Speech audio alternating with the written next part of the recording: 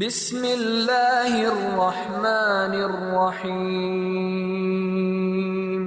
الرحمن علم القرآن خلق الانسان علمہ البیان۔ البیان ترجمہ قرآن اور مختصر تشریح پر مبنی پروگرام، مقررہ ڈاکٹر فرحت ہاشمی۔ السلام علیکم ورحمۃ اللہ وبرکاتہ۔ ناظرین، پروگرام البیان کے 8ویں حصے کے ساتھ آپ کی خدمت میں حاضر ہوں۔ آج کے پروگرام میں سورۃ البقرہ کی آیت 40 سے 46 تک پڑھی جائیں گی۔ نحمدہ ونصلی علی رسولہ الکریم، اما بعد فاعوذ باللہ من الشیطان الرجیم، بسم اللہ الرحمن الرحیم، رب اشرح لی صدری ویسر لی امری واحلل عقدۃ من لسانی یفقہوا قولی۔ تو آئیے سب سے پہلے ان آیات کی تلاوت سنتے ہیں۔ اعوذ باللہ من الشیطان الرجیم، بسم اللہ الرحمن الرحیم۔ اب تھا یعقوب علیہ السلام اسحاق علیہ السلام کے بیٹے ابراہیم علیہ السلام کے پوتے تھے۔ ان کے 12 بیٹے تھے۔ تو ان کی نسل سے جو قوم اٹھی وہ بنی اسرائیل کہلائی، یعنی یعقوب علیہ السلام کی اولاد۔ ان میں اللہ سبحانہ وتعالیٰ نے بہت سے انبیاء بھیجے، رسول بھیجے، انہیں اپنے کام کے لیے چن لیا۔ اسی نعمت کا یہاں پر ذکر ہے، یا بنی اسرائیل اذکروا نعمتی التی انعمت علیکم۔ اے اسرائیل کی اولاد، تم اللہ کی اس نعمت کو، میری اس نعمت کو یاد کرو جو میں نے تم پر کی تھی۔ اللہ نے بندوں پر بہت سے احسانات کیے، بہت سی نعمتیں ان کو دی ہیں، لیکن سب سے بڑی نعمت ہدایت کی نعمت اور پھر نبوت کی نعمت جو کسی انسان کے حصے میں آئے۔ نبوت ایسی چیز نہیں کہ جو انسان اپنی کوشش سے حاصل کر سکے، وہ کوئی ڈگری نہیں کہ جو کسی یونیورسٹی سے جا کر لی جا سکے۔ یہ اللہ ہی ہے جو اپنے بندوں میں سے جس کو چاہتا ہے منتخب کر لیتا ہے۔ تو اللہ تعالیٰ بنی اسرائیل کو یاد کرا رہے ہیں کہ دیکھو، اقوام عالم میں نے تمہیں فضیلت دے کر چنا اور تمہارے اندر بہت سے انبیاء اور رسول بھیجے، اور پھر میں نے تم سے یہ وعدہ بھی لیا تھا کہ سب سے آخر میں جو رسول آئے گا، یعنی محمد صلی اللہ علیہ وسلم، تم اس کو مانو گے، اس کی مدد کرو گے، اس کا ساتھ دو گے۔ تو آج جب وہ تمہارے پاس آ چکے ہیں تو تم اپنے وعدے کو پورا کرو۔ وَأَوْفُوا بِعَهْدِي، میرے ساتھ کیے ہوئے وعدے کو پورا کرو۔ اوف بعہدکم، میں بھی تم سے کیے ہوئے اپنے وعدے کو پورا کروں گا کہ تمہیں مزید عزت سے نوازوں گا۔ وَإِيَّایَ فَارْهَبُونَ، اور صرف مجھی سے تم ڈرتے رہو۔ اس کا پس منظر کچھ یوں ہے کہ نبی صلی اللہ علیہ وسلم جب ہجرت کے بعد مدینہ تشریف لے گئے تو وہاں آپ کا واسطہ یہود کے ساتھ پڑا جو بنی اسرائیل تھے، یعنی اسرائیل علیہ السلام کی اولاد تھے۔ چاہیے تو یہ تھا کہ جس طرح وہ آپ کی آمد کا انتظار کر رہے تھے، یعنی ایک آخری نبی کی، وہ آپ کو ویلکم کرتے، آپ پر ایمان لاتے، آپ کے مددگار بنتے، آپ کی تصدیق کرتے، تائید کرتے، آپ کو قوت بخشتے، لیکن انہوں نے ضد میں آ کر حسد کر کے آپ کی مخالفت شروع کر دی۔ یہاں اللہ سبحانہ وتعالیٰ براہ راست ان سے خطاب کر رہے ہیں کہ اے بنی اسرائیل، تم انبیاء کی اولاد ہو، تم ایک جلیل القدر پیغمبر کی نسل سے ہو، اور تم اللہ کے ایک پیغمبر کو مان نہیں رہے اور اس کا ساتھ نہیں دے رہے، حالانکہ تم اس کا عہد کر چکے ہو۔ تو اگر تم نے یہ وعدہ پورا نہ کیا تو میں نے جو تم سے وعدے کیے تھے وہ بھی پھر منسوخ ہیں۔ اس کے بعد واضح الفاظ میں ان کو دعوت دی، وَآمِنُوا بِمَا أَنزَلْتُ، ایمان لے آؤ اس چیز پر جو میں نے نازل کی، یعنی قرآن مجید، اس کتاب کو مان لو۔ مُصَدِّقًا لِمَا مَعَكُمْ، یہ قرآن، یہ کتاب اس چیز کی تصدیق کر رہی ہے، اس کو سچا کہتی ہے جو تمہارے پاس پہلے سے موجود ہے، یعنی تمہاری کتابوں کو ڈینائی نہیں کرتی، یہ اسی کی ایک کنٹینیویشن ہے اور اس کا ایک فائنل مکمل ورژن ہے کہ جس میں سارے علم کو محفوظ کر دیا گیا، کیونکہ اس سے پہلے انبیاء کے پاس جو کتابیں آئی تھیں ان کے جانے کے بعد ان کی امتوں نے ان کے کتب کی حفاظت نہ کی، ان کے اندر بہت کچھ تبدیلیاں ہو گئیں، اور یہ ایک مانی ہوئی بات ہے، یہ ایک تسلیم شدہ فیکٹ ہے جس میں کوئی شک نہیں کہ پچھلی کتابیں جو ہے وہ اپنی اصل حالت پر باقی نہیں رہیں۔ ان سب کے اندر جو کچھ تھا اللہ سبحانہ وتعالیٰ نے انسانیت کی ضرورت کو مد نظر رکھتے ہوئے سب کچھ قرآن پاک میں محفوظ کر دیا، اور اس کی حفاظت کا ذمہ بھی خود لیا۔ اِنَّا نَحْنُ نَزَّلْنَا الذِّكْرَ وَإِنَّا لَهُ لَحَافِظُونَ، کہ ذکر کے نازل کرنے والے ہم ہیں اور ہم ہی اس کی حفاظت کریں گے۔ اور اللہ سبحانہ وتعالیٰ نے قرآن مجید کی حفاظت فرمائی، اور آج 1400 سال سے زیادہ کا عرصہ گزر چکا ہے کہ اس کتاب میں ایک لفظ کی بھی تبدیلی نہیں ہوئی۔ تو بنی اسرائیل کو سمجھایا جا رہا ہے کہ تمہیں ماننے میں کیا مشکل ہے، مان جاؤ اس کتاب کو، اس پیغمبر کو جو تمہارے پاس وہ باتیں لے کر آیا ہے جس سے تمہارے دین کی اور تم جن چیزوں کو مانتے ہو ان کی تصدیق ہوتی ہے، یہ تمہارے اپنے ہی فائدے میں ہے۔ وَلَا تَكُونُوا أَوَّلَ كَافِرٍ بِهِ، اور تم سب سے پہلے اس کے انکار کرنے والے مت بنو، کیونکہ لوگوں کی نظریں تم پر ہیں کہ تم صاحب کتاب ہو، صاحب علم ہو، تم اس پیغمبر کے ساتھ کیا معاملہ کرتے ہو، اور اگر تم نے انکار کر دیا تو ان کے لیے ایک حجت قائم ہو جائے گی۔ تو تم لوگوں کو ایسی مثال پیش نہ کرو۔ وَلَا تَشْتَرُوا بِآيَاتِي ثَمَنًا قَلِيلًا، اور میری آیات کو تھوڑی قیمت پہ مت بیچو، خاص طور پر وہ آیات جن کے اندر نبی صلی اللہ علیہ وسلم کی آمد کا ذکر ملتا ہے۔ وَإِيَّايَ فَاتَّقُونَ، اور صرف مجھی سے تم ڈرتے رہو، لوگوں سے نہ ڈرو، حق بات بیان کرو۔ وَلَا تَلْبِسُوا الْحَقَّ بِالْبَاطِلِ، اور حق کو باطل کے ساتھ مکس نہ کرو، ملاؤ نہیں، خلط ملط نہیں کرو، یعنی ایسی مبہم باتیں نہیں کرو کہ جس سے لوگ شک و شبہ میں پڑ جائیں۔ وَتَكْتُمُوا الْحَقَّ وَأَنْتُمْ تَعْلَمُونَ، اور تم حق چھپا جاتے ہو، خاص طور پر حق کا وہ حصہ جو نبی صلی اللہ علیہ وسلم کی آمد سے متعلق ہے، آپ کی تصدیق سے متعلق ہے، جس کا تم وعدہ بھی کر چکے ہو، تو تم اس کو چھپاؤ نہیں۔ وَأَنْتُمْ تَعْلَمُونَ، حالانکہ تم علم رکھتے ہو۔ تو اس سے صاحب علم لوگوں کی ذمہ داری کا بھی پتہ چلتا ہے کہ جس شخص کے پاس حق کا، سچ کا کوئی علم ہو، وہ وقت آنے پر، ضرورت پڑنے پر اس کو لوگوں کے سامنے بیان کرے، اسے چھپائے نہیں، کیونکہ اسی میں اس کی اپنی اور دوسروں کی فلاح اور کامیابی ہے۔ وَأَقِيمُوا الصَّلَاةَ، اور نماز قائم کرو، پڑھو کی بات نہیں، قائم کرو۔ وَآتُوا الزَّكَاةَ، اور زکوٰۃ ادا کرو۔ تو اس سے یہ پتہ چلتا ہے کہ پہلی امتوں کو بھی صلاۃ اور زکوٰۃ کا حکم تھا۔ وَارْكَعُوا مَعَ الرَّاكِعِينَ، اور رکوع کرنے والوں کے ساتھ مل کر رکوع کرو، یعنی با جماعت نماز کی طرف اشارہ ہے۔ مردوں کے لیے خاص طور پر مسجد میں جا کر نماز پڑھنے اور نماز ادا کرنے کا اجر و ثواب گھر میں پڑھی جانے والی نماز سے 27 گنا زیادہ ہے، اور بارہا اس کی تاکید کی گئی ہے، کیونکہ وہاں پر ایک خاص ماحول ہوتا ہے، اجتماعیت ہوتی ہے، اور بھی بے شمار فائدے ہیں۔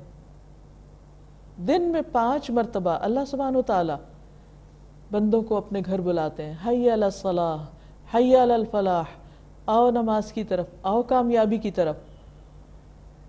ہم سب سوچ سکتے ہیں کہ ہم اس پکار کا جواب کیا دیتے ہیں۔ بنی اسرائیل کو بھی یہی کہا جا رہا ہے کہ جہاں لوگ جا کر نماز ادا کر رہے ہیں، اللہ کے حضور جھکے ہوئے ہیں، عاجزی کا اظہار کر رہے ہیں، تم بھی وہاں اللہ کے حضور جھک جاؤ۔ أَتَأْمُرُونَ النَّاسَ بِالْبِرِّ وَتَنْسَوْنَ أَنفُسَكُمْ، کیا تم لوگوں کو نیکی کا حکم دیتے ہو اور اپنے آپ کو بھول جاتے ہو، خود عمل نہیں کرتے؟ یہ واعظ اور یہ تبلیغ، یہ سب کچھ صرف دوسروں کے لیے۔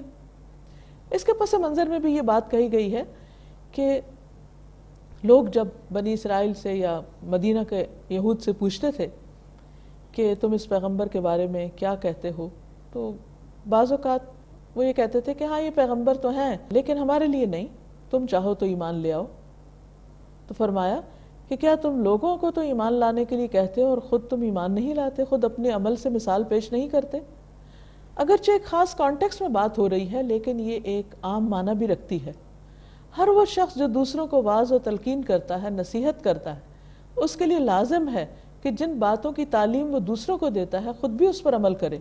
وَأَنْتُمْ تَتْلُونَ الْكِتَابَ، حالانکہ تم کتاب کی تلاوت کرتے ہو، کتاب پڑھتے ہو۔ تو اس سے پتہ یہ چلتا ہے کہ صاحب علم ہونا، صاحب کتاب ہونا اور کتاب کی تلاوت کرنا اس بات کا تقاضا کرتا ہے کہ انسان جو کچھ اس میں پاتا ہے اس کو اپنے اوپر بھی لاگو کرے اور پھر دوسروں تک بھی اس کو پاس آن کرے، دوسروں تک بھی لے جائے۔ ایک اور بڑا دلچسپ نقطہ یہاں سے پتہ چلتا ہے کہ وَأَنْتُمْ تَتْلُونَ الْكِتَابَ، تم کتاب کی تلاوت کرتے ہو۔ یہاں کتاب سے مراد تورات کی طرف اشارہ ہے، لیکن قرآن مجید بھی اللہ کی کتاب ہے اور ہم سب بھی اس کی تلاوت کرتے ہیں۔ لیکن افسوس کی بات یہ ہے کہ ہم بغیر سوچے سمجھے اس کو پڑھتے ہیں، صرف ثواب کی غرض سے۔ تو تلاوت صرف ریڈنگ کا نام نہیں، صرف قرآن مجید کی ریڈنگ کرنا یعنی اس کی قرأت کرنا یا اس کو پڑھ لینا یہ کافی نہیں، اس کو سمجھ کر پڑھنا ضروری ہے۔ تتلونا کا لفظ جو ہے یہ تلا یتلو تلون سے ہے اور تلاوتاً بھی اس کا مصدر آتا ہے۔ تلا یتلو تلون کا معنی ہوتا ہے کسی چیز کے پیچھے جانا، یعنی اس کو فالو کرنا، یعنی جو الفاظ تم پڑھتے ہو ان میں غور و فکر کرو، تدبر کرو، ان کی پیروی کرو، جو احکامات تمہیں ملتے ہیں ان پر عمل کرو۔ تو اے اہل کتاب، تم دوسروں کو تو کتاب پڑھاتے ہو، دوسروں کو تو تم علم، تو اے اہل کتاب تم کتاب کے پڑھنے والے ہو۔ ان کو اہل کتاب کہا بھی اسی لیے گیا، ان کا نام بھی اسی لیے رکھا گیا کہ وہ کتاب کا علم رکھتے تھے، اور یہ ایک بڑے اعزاز کی بات ہے۔ لیکن جہاں اعزاز ہوتا ہے وہاں ذمہ داری بھی بڑی ہو جاتی ہے۔ کہا کہ تم کتاب پڑھتے ہو، افلا تعقلون، تم عقل سے کام نہیں لیتے؟ یہ تو بالکل ایک کامن سینس کی بات ہے، عقل کی بات ہے کہ انسان جس بات کا سبق دوسرے کو دے رہا ہے اس پر خود بھی عمل کرے۔ وَاسْتَعِینُوا بِالصَّبْرِ وَالصَّلَاةِ، عمل کرنے میں سب سے بڑی رکاوٹ کیا ہے؟ مشکلات، کچھ اندر کی اور کچھ باہر کی۔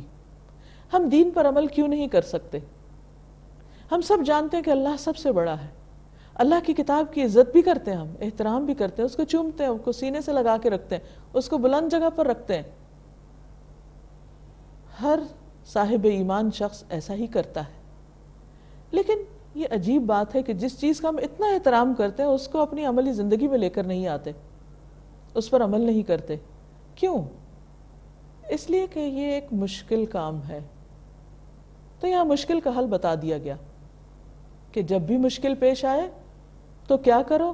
وَاسْتَعِینُوا بِالصَّبْرِ وَالصَّلَاةِ، صبر اور نماز سے مدد لو، اللہ کے حضور جھک جاؤ، اس سے مانگو کہ وہ تمہاری رکاوٹیں دور کرے۔ بعض اوقات رکاوٹیں بیرونی ہوتی ہیں، لوگوں کی طرف سے بات آتی، لوگ باتیں بناتے ہیں، لوگ ہنستے ہیں، مذاق اڑاتے ہیں کہ یہ تو بہت مولوی ہو گیا، یا یہ کہ طرح طرح کے نام رکھ دیتے ہیں۔ تو بہت سے لوگ صرف پیئر پریشر کی وجہ سے، لوگوں کے ڈر کی وجہ سے اللہ کے حکم کو پیچھے چھوڑ دیتے ہیں، یا ایک طرف سے گزر جاتے ہیں، یا وہ کرنا نہیں چاہتے، یا کہتے ہیں کہ آج کے دور میں کون یہ کر سکتا ہے۔ ہاں واقعی مشکل ہے، لیکن ناممکن نہیں۔